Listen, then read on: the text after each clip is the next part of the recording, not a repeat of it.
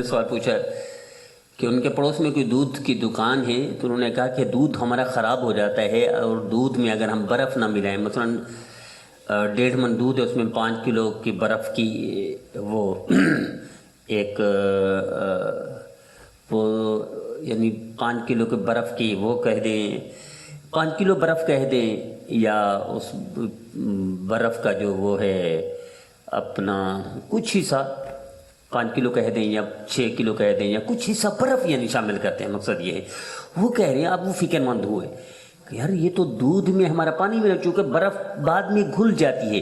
گھل کر وہ پانی بنتا ہے، پانی وہ دودھ میں ہے، وہ دودھ بن جاتا ہے، وہ اضافہ ہو جاتا ہے۔ مثلا 60 کلو دودھ تھا تو 6 کلو یا 5 کلو یا 7 کلو یہ ہے، تو یہ تو ہو گئے 67 کلو یا 66 کلو یا 65 کلو، یہ تو بڑھ گیا لیکن نقصان تو ہے بندوں کا۔ تو شریعت کا وہ یہ ہے کہ بندوں کا نقصان برداشت نہیں کرتی شریعت۔ اللہ اپنے حقوق معاف کر دیں گے، بندے کو حقوق معاف نہیں کریں گے جب تک بندے معاف نہیں کریں گے۔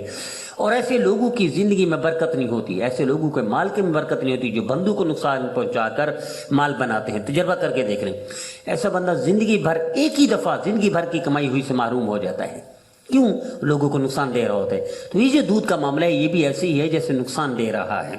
اس کو یہ چاہیے کہ اس کی نسبت طے کرے۔ مثلا 1.5 من دودھ ہے، اس میں 5 کلو کی برف ڈالی، اس نے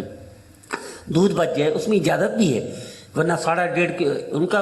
ان کا کہنا یہ کہ ورنہ سارا دودھ خراب ہو جائے گا 1.5 من اگر ہم برف شامل نہ کریں تو 1.5 من دودھ خراب ہو جائے گا۔ تو شریعت یہ بھی پسند نہیں کرتی، یہ بھی اجازت دیتی ہے کہ بندے کا نقصان نہ ہو، جیسے میں بار بار کرتا رہتا ہوں۔ اب اس نسبت سے جو جتنا کلو لیتا ہے اتنا اس کو زیادہ دینا چاہیے کچھ نہ کچھ، یا لکھ کر لگا دے، نوٹس بورڈ لگا دے کہ بھی ہم دودھ کو خراب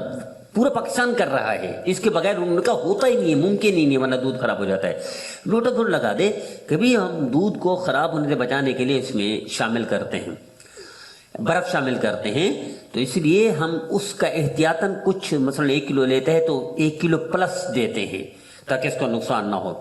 اور کچھ نہ کچھ صدقہ بھی اسی نیت سے کرتے رہیں، اللہ سے معافی بھی مانگتے رہیں، صدقہ بھی کرتے رہیں، نوٹس بورڈ بھی لگا دیں کہ ہم برف شامل کرتے ہیں، اور تھوڑا تھوڑا اسی نسبت سے ہر بندے کو تھوڑا دودھ بھی وافر دیا کرے تاکہ جب پانی کا تناسب ہے برف والا وہ کم ہو جائے، تو اس میں یہ گنہگار بھی نہیں ہوں گے، اللہ ان کے مال میں برکت بھی عطا فرمائیں گے۔ لیکن اگر اس کے برعکس کوئی اور طریقہ ہو جو بغیر برف ڈالے ہوئے